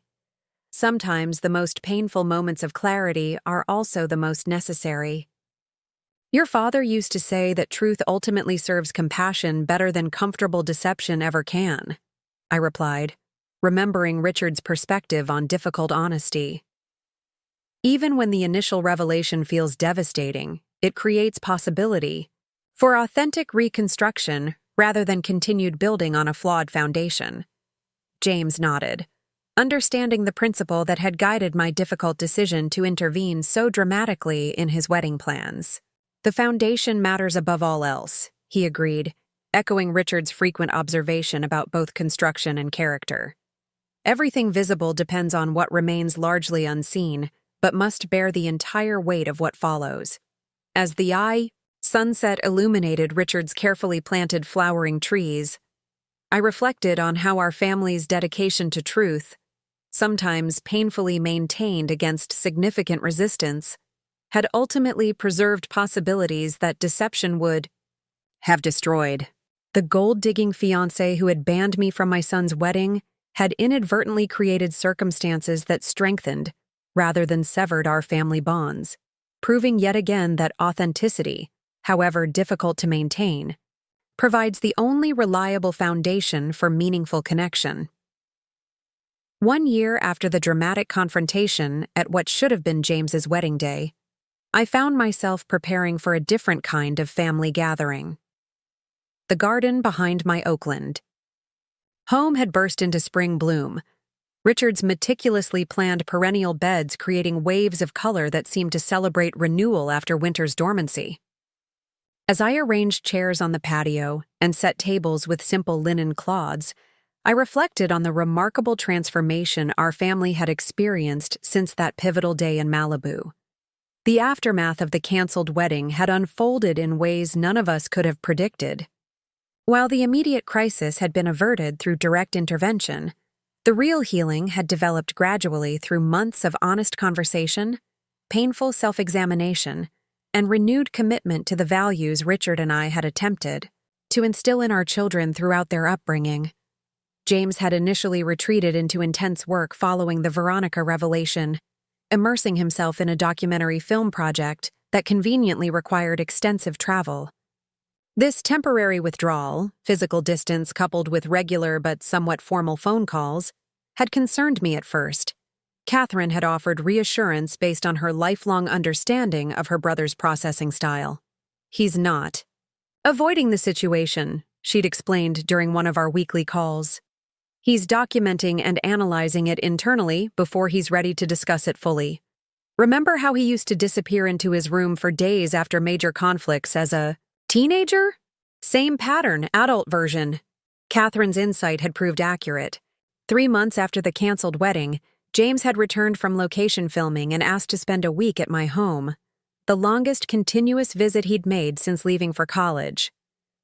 During those 7 days, the careful formality that had characterized our recent interactions gradually dissolved. replaced by increasingly honest conversations about the vulnerability that had led him into Veronica's carefully constructed deception. "I've been analyzing what made me susceptible," he shared one evening as we sat in Richard's study, surrounded by the books and mementos of his father's thoughtful life. Beyond the obvious professional connection she fabricated, there was something more fundamental she targeted, something I haven't wanted to acknowledge even to myself. He'd paused, organizing his thoughts with the precision that reminded me so much of Richard. "I think I've been seeking validation for the creative path I chose, a path Dad respected but never fully understood." Veronica presented herself as someone who not only understood that world, but could legitimize it through her supposed industry connections and financial expertise. This insight, that his vulnerability stemmed partially from seeking external validation for choices his father had accepted but never entirely embraced, had created space for deeper healing than simple recognition of Veronica's manipulative techniques. It had allowed James to acknowledge and address an unresolved aspect of his relationship with Richard, even years after his father's death. Our conversations during that week had expanded to include other family patterns, Catherine's occasional rigidity about ethical matters, my tendency toward caution over spontaneity, Richard's subtle disappointment when James had chosen film over law or business. These discussions had been quietly transformative, addressing long unspoken dynamics with newfound honesty. In the months that followed, James had established a more balanced life rhythm, maintaining his Los Angeles residence and career while visiting Oakland regularly. During one such visit, he'd shared news that represented significant professional evolution. "I'm developing a documentary series on financial manipulation," he'd explained over dinner. "Not specifically about Veronica. That would be both personally indulgent and legally complex, but examining broader patterns of deception in investment contexts, particularly targeting individuals rather than institutions." The project represented perfect integration of his creative talents with the analytical precision he'd inherited from Richard, using narrative filmmaking to explore factual patterns of manipulation and their real-world consequences.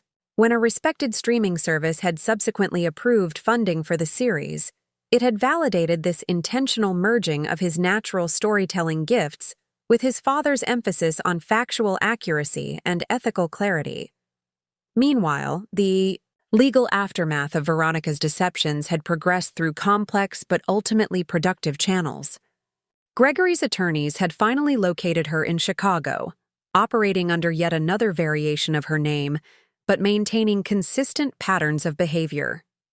The divorce proceedings had at last been completed through aggressive legal pressure, officially dissolving their marriage approximately 8 months after the confrontation at James's wedding venue. More consequentially, the documentation James had provided regarding Veronica's financial misrepresentations had contributed to a multi-state investigation into her activities. While this investigation remained ongoing, preliminary findings had identified at least 7 previous instances of similar behavior across 4 states, with estimated financial impact exceeding $2 million over the past decade. "Your son's detailed records may help secure actual consequences," Gregory had informed me during one of our occasional update calls. Previous investigations stalled because individual losses were relatively modest, and victims often felt too embarrassed to pursue charges. The pattern James documented helps establish intentional methodology rather than isolated incidents. The key potential for Veronica's behavior to finally face meaningful consequences had provided unexpected validation for our family's commitment to documentation and methodical verification. Richard's influence, his insistence that truth could be systematically established through careful attention to verifiable detail, had ultimately created possibility for justice beyond our immediate situation. Catherine, too, had experienced significant growth through this family challenge. Always the most rigidly ethical family member, she had initially viewed James's vulnerability to Veronica's manipulation with barely concealed judgment, and I would never have fallen for that attitude that created subtle distance despite her practical support. As she witnessed her brother's honest self-examination and consequent growth, however, her perspective had gradually softened. "I've been reflecting on my own relationship patterns," she'd admitted during a sister-brother-mother video call that had become our monthly tradition. "My perfect ethical discernment might actually reflect risk aversion rather than superior judgment. I've probably missed meaningful connections by applying Dad's verification standards without his corresponding openness to human complexity." This insight, that ethical discernment functioned best when balanced with compassionate understanding of human imperfection, had allowed Catherine to develop more nuanced perspective on the family values that had shaped us all. Rather than abandoning Richard's emphasis on verification and transparency, she had integrated these principles with greater appreciation for the messy reality of human connection. As for me, the year had brought its own evolutionary process. The investigative skills I'd applied to uncovering Veronica's deceptions had awakened something dormant since my banking career, an analytical capacity that found satisfaction in systematic research and evidence-based conclusions. This reawakening had led me to expand my volunteer work in financial literacy education to include specific programming on recognizing and avoiding manipulation in investment contexts. "You've found your fourth quarter purpose," Catherine had observed when I described my new curriculum development project. "Using your professional foundation to address needs you've personally encountered. That's meaningful application of experience." The description had resonated deeply. At 74, I had discovered renewed purpose through this family crisis, not merely protecting my existing family connections, but expanding my contribution to help others avoid similar manipulation. The community college where I volunteered had subsequently invited me to develop a formal course on financial verification skills for non-professionals, creating structured opportunity to share both Richard's methodical approach and my own hard-won insights, which brought me back to today's gathering, the reason I was arranging chairs and preparing food in Richard's carefully designed garden. James had returned from his most recent documentary filming 2 days earlier, bringing significant news he wanted to share with both Catherine and me in person. Catherine and her family had flown in from Seattle yesterday, the first time our entire extended family had gathered in Oakland since Richard's funeral 5 years earlier. The doorbell rang just as I finished arranging a platter of sliced fruit on the outdoor table. James had insisted on staying at a nearby hotel rather than his old bedroom, explaining that he was bringing someone he wanted us to meet, information that had prompted both curiosity and mild apprehension given our recent family history. I opened the door to find James standing on the porch, casually dressed in a way that signaled comfort rather than the careful self-presentation he'd adopted during his years in Hollywood. Beside him stood a woman approximately his age, with curly auburn hair, glasses, and an open, intelligent expression, as different from Veronica's calculated glamour as one could imagine. "Mom, this is Abigail Chen," James introduced with visible but contained happiness. "Abby, my mother, Eleanor Montgomery." "It's wonderful to meet you, Mrs. Montgomery," Abigail said, extending her hand with genuine warmth. "James speaks about you with such respect and affection." The natural sincerity in her manner immediately distinguished her from Veronica's practiced charm.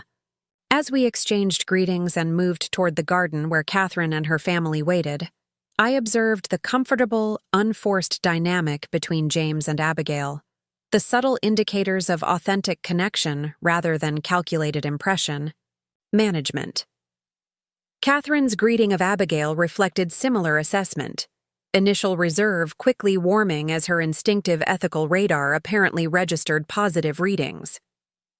Her husband David, always more immediately welcoming than his carefully judicious wife, engaged Abigail in conversation about her work, which she described as research journalism focused on financial systems. As we settled around the patio table, with refreshments, James cleared his throat slightly, a familiar gesture that had signaled important announcements since childhood. "Since everyone's here, I'd like to share some developments in my life," he began, his expression both serious and quietly pleased. "Some of you have parts of this information already, but I wanted to bring everything together in person."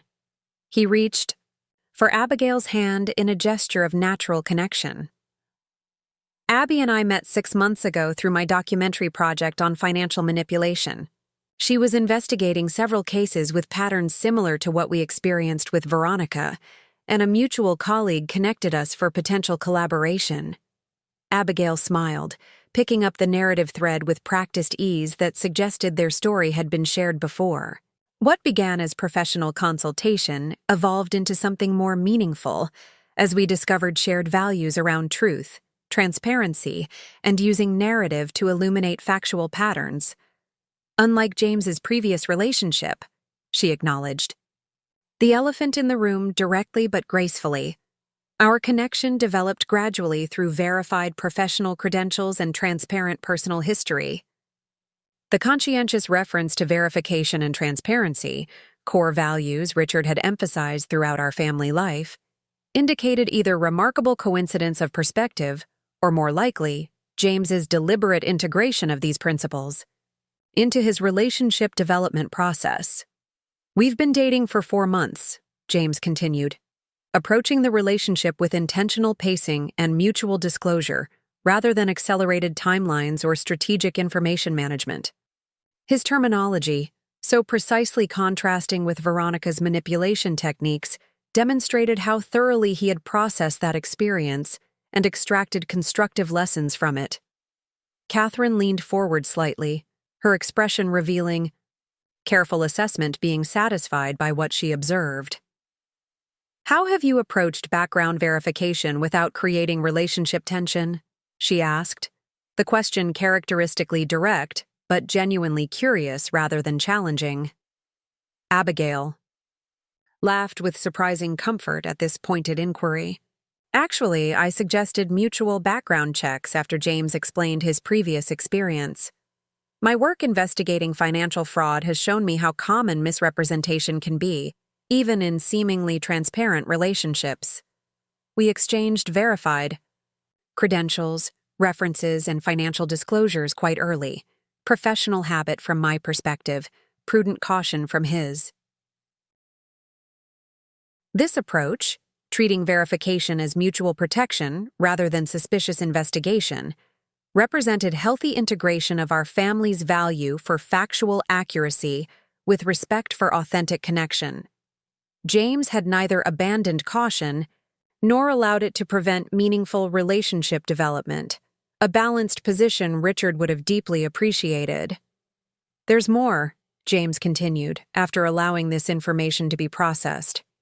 "Beyond our personal relationship, Abby, and I have developed a professional collaboration that's recently gained significant traction. We've established a production company focused on investigative documentary projects that translate complex financial and legal issues into accessible narrative formats. Sort of like Dad's approach to explaining legal concepts to clients," Catherine observed insightfully. "He always said complicated ideas became accessible through concrete examples and clear narrative structure." James nodded, clearly pleased at this connection to Richard's methodology. "Exactly. The first formal project under our new company examines manipulation patterns like what Veronica employed, but across multiple contexts: romantic relationships, investment schemes, even certain business development approaches. We've secured distribution through a major platform, with the first 3 episodes already in post-production.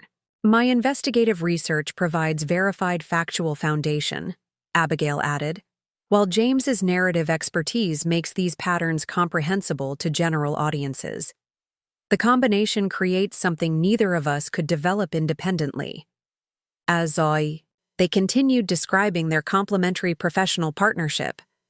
"I observed the natural rhythm of their communication, each contributing distinct perspective while clearly valuing the other's expertise. This collaborative dynamic extended beyond their specific project to include apparent mutual support for independent professional endeavors alongside shared initiatives." Catherine's husband, David, who had remained relatively quiet during the initial discussion, finally asked the question that perhaps represented typical family curiosity rather than our Montgomery focus on verification and transparency. "So, are you two living together in Los Angeles or maintaining separate residences?" James and Abigail exchanged glances that conveyed comfortable communication about potentially sensitive topics. "We're currently maintaining separate apartments." "In the same building," James explained. "It allows collaborative work while preserving independent space, a balance that feels appropriate for our current relationship stage. Though we're considering a shared workspace for the production company," Abigail added. "Separate living spaces but shared professional environment seems like the right configuration for now." This thoughtful consideration of appropriate boundaries, neither rushed merger nor artificial distance, reflected mature relationship development fundamentally different from the accelerated timeline and artificial urgency Veronica had created. The balance they described would have met with Richard's approval. Practical arrangement aligned with actual relationship development, rather than strategically manufactured circumstances. As Catherine's children returned from exploring the gardens, flowering paths, conversation shifted toward more general family topics. Abigail integrating smoothly into discussions about Catherine's environmental law practice, David's architectural projects, and my financial literacy curriculum development. Throughout these exchanges, I observed the natural unfolding of authentic personality rather than carefully calculated self-presentation. Abigail revealing herself as knowledgeable but willing to acknowledge information gaps, confident in her expertise without needing to dominate conversation, genuinely interested in family dynamics without inappropriate probing. After lunch, as Catherine's family explored the neighborhood park and Abigail joined a conference call from the guest room, James and I found ourselves alone on the patio, a moment of privacy within the larger family gathering. His expression held the thoughtful consideration I recognized from childhood, when he was preparing to share something meaningful but potentially difficult. "I wanted to thank you properly," he said quietly, meeting my gaze directly. "Not just for preventing a disastrous legal entanglement with Veronica, though that intervention obviously changed the trajectory of my life. More importantly, for maintaining the family commitment to truth, even when it required extremely uncomfortable action. The acknowledgement, specific appreciation for upholding difficult principles rather than generic gratitude for maternal protection, recognized exactly what had motivated my investigation and subsequent intervention. Not control or interference, but fundamental belief that meaningful relationships require factual foundation. Your father would be profoundly proud of how you've integrated that experience, I replied, equally direct. Not just avoiding similar manipulation going forward, but developing constructive application of the lessons learned. The verification principles we emphasized throughout your childhood have become tools for building authentic connection rather than barriers to trust. James nodded, understanding precisely what this distinction meant within our family's value system. I've been reflecting on Dad's approach to verification and transparency, he said thoughtfully. He always distinguished between healthy caution and paralyzing suspicion, between confirming factual accuracy and assuming intentional deception. I lost that distinction temporarily with Veronica, but I think I've recalibrated to a more balanced perspective. This recalibration, finding equilibrium between naive acceptance and cynical distrust, represented sophisticated evolution rather than simple reaction against previous vulnerability.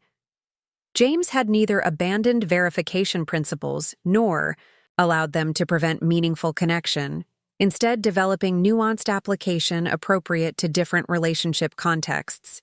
Abby's approach to journalistic investigation actually reminds me of Dad's legal methodology, he continued, making connections I had already observed but appreciated hearing explicitly articulated. She distinguishes between verification as professional standard and accusation as last resort conclusion. Information is confirmed without presuming deception, a perspective that creates space for both accuracy and goodwill. The parallel to Richard's balanced approach was indeed striking. His insistence on factual verification had never precluded fundamental respect for human complexity and potential for growth. Abigail's similar integration of careful confirmation, with basic human regard, suggested compatibility with our family's core values without mimicking Veronica's strategic alignment. She seems to genuinely appreciate your creative perspective while contributing analytical rigor, I observed, a collaborative balance rather than competitive positioning. That's exactly it, James agreed, clearly pleased at this assessment. Where Veronica presented herself as uniquely capable of validating my professional world, Abby approaches it as genuinely interested colleague with complementary rather than superior expertise. The difference feels... He paused, seeking precise articulation, substantive rather than strategic. As our conversation continued, James shared more specific details about both his personal connection with Abigail and their professional collaboration, information offered with transparent disclosure, rather than selective presentation. The growth since his relationship with Veronica was evident not just in different partner selection, but in his own approach to relationship development. Conscious integration of verification principles with authentic emotional connection. When Catherine and her family returned from the park, followed shortly by Abigail rejoining us after her call, the gathering resumed its natural rhythm of family interaction, conversation flowing between general topics and specific updates, shared memories and future plans. Throughout the afternoon, I observed James maintaining comfortable balance between engagement with Abigail and connection with family members, neither excluding her from established relationships nor abandoning family interaction for exclusive couple focus. As evening approached and Catherine prepared to return to their hotel with her family, she pulled me aside briefly, a daughter's check-in with her widowed mother. "What do you think?" she asked quietly, her gaze following James and Abigail as they helped David gather scattered toys from the lawn. "I think your brother has applied difficult lessons with remarkable discernment," I replied honestly. "Abigail seems genuinely compatible with both his creative nature and the verification values we emphasized throughout your upbringing," Catherine nodded thoughtfully. "The professional collaboration particularly impresses me, using complementary strengths rather than creating dependency or dominance. Dad would appreciate that balanced partnership model."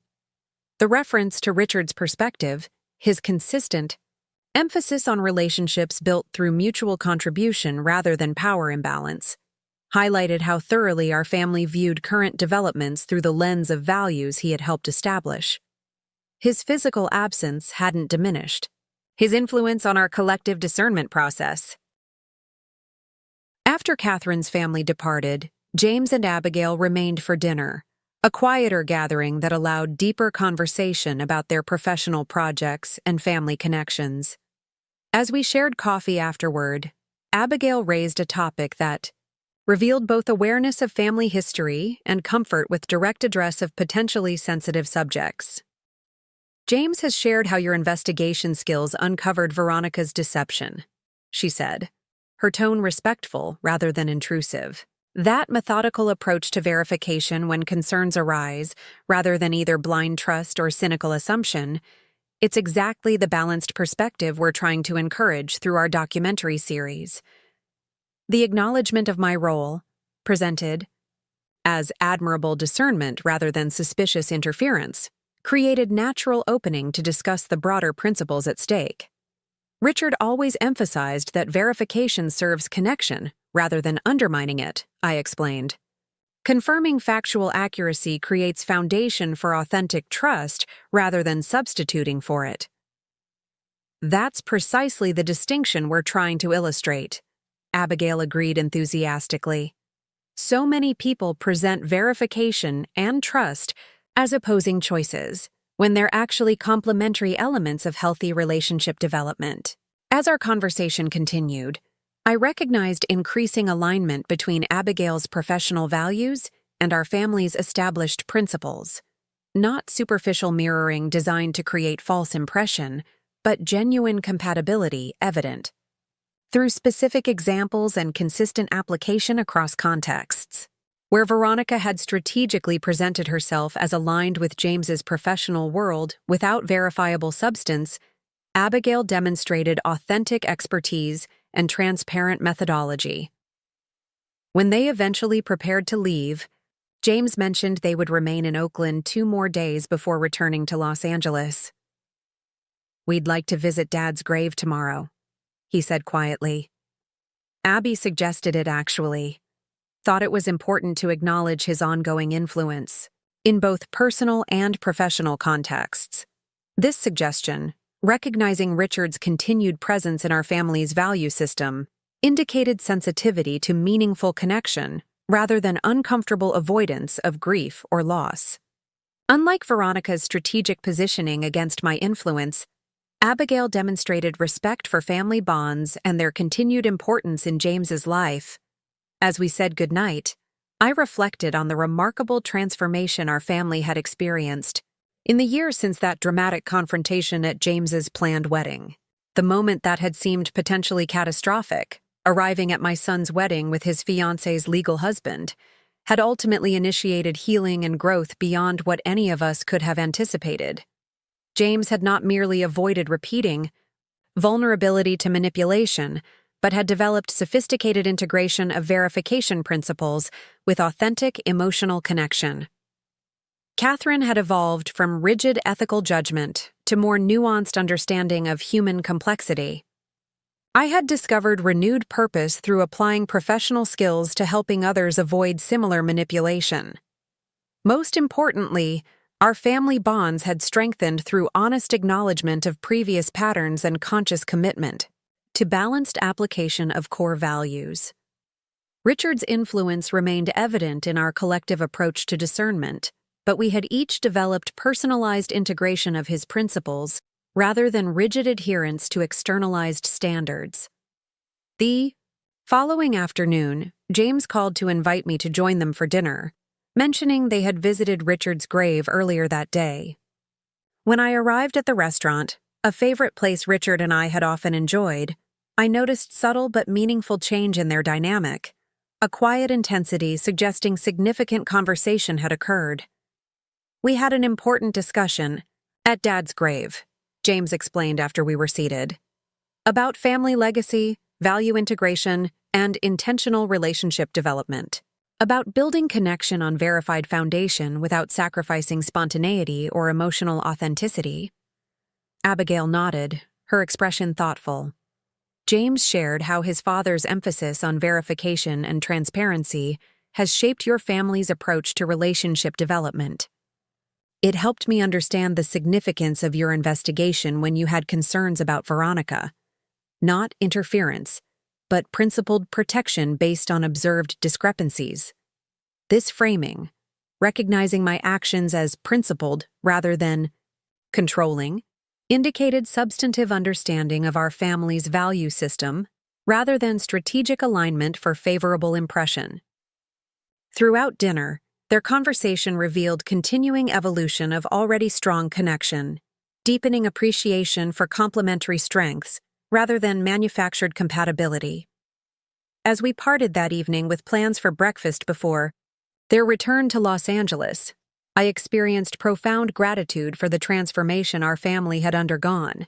The painful confrontation that had seemed potentially devastating had ultimately created opportunity for growth none of us could have anticipated when I first recognized concerning patterns in James's relationship with Veronica. The gold-digging fiancé who had banned me from my son's wedding had inadvertently catalyzed renewal of our family's commitment to truth as foundation for meaningful connection. Her attempt to isolate James from family influence had backfired dramatically, ultimately strengthening bonds that might otherwise have weakened through unaddressed pattern perpetuation. When I returned home that evening, I walked through Richard's garden in the gentle spring twilight, appreciating the perennial design that ensured continuous bloom throughout the growing season. Like his careful landscape planning, Richard's emphasis on verification and transparency had created foundation for ongoing family flourishing even years after his physical presence ended. The dramatic moment of arriving at James's wedding with Veronica's legal husband An action that had required courage and conviction I hadn't known I possessed, had represented perfect application of Richard's principles. Not rigid suspicion or controlling interference, but carefully verified protection against demonstrated deception that threatened authentic connection. As I settled onto the patio bench where Richard and I had spent countless evenings discussing our children's development and family dynamics, I felt profound peace about the path our family had traveled since that confrontational moment. The difficult truth delivered at precisely the necessary time had prevented significant damage while creating opportunity for transformative growth. "You would be proud of our family's evolution," I said quietly to Richard's memory as twilight deepened around his thoughtfully designed garden. Not just avoiding manipulation, but developing sophisticated integration of verification principles with authentic connection. Not just preventing harm, but creating foundation for meaningful growth. The evening breeze stirred flowering branches, creating gentle movement that seemed almost responsive. In that peaceful moment, I recognized that our family's journey through confrontation to transformation had ultimately affirmed Richard's core belief that truth, however difficult to establish or maintain, provides the only reliable foundation for relationships of genuine substance and lasting value. Up next, you've got 2 more standout stories right on your screen. If this one hit the mark, you won't want to pass these up. Just click and check them out. And don't forget to subscribe and turn on the notification bell so you don't miss any upload from us.